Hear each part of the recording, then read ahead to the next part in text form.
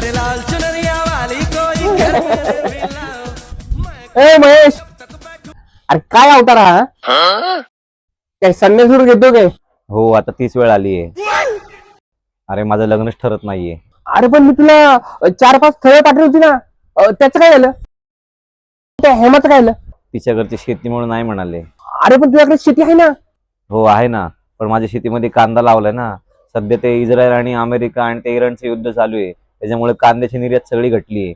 मग तिच्या घरचे म्हणाले तुझं कांदेच खपत नाही, मग आमची पोरगी तुझ्या घरी कशी खपू आम्ही? मग त्या श्यामाचं काय झालं? तिला सरकारी नवरा पाहिजे.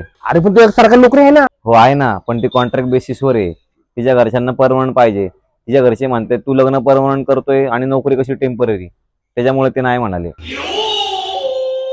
आणि मग त्या प्रेमाचं काय झालं? तिला शहरात 2 BHK हवा आहे. अरे पण तुझ्याकडे 2 BHK आहे ना. हो आहे ना, पण त्याला टॉयलेट बाथरूम एकच आहे ना.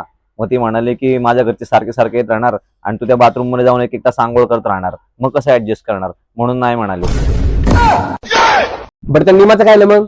मी सोशल मीडिया जास्त वापरत नाही म्हणून रिजेक्ट केलं. तिला सारखे सोशल मीडिया फोटो टाकायला लागतात, सेल्फी.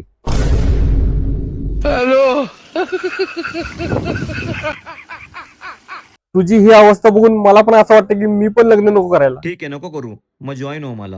देवा काळजाची हाक ऐकायची.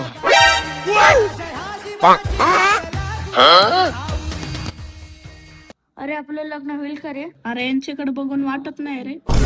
चल यांना जॉईंट करू. चल. मेरी शादी करवाओ, मेरी शादी करवाओ, मेरी शादी करवाओ, मेरी शादी करवाओ.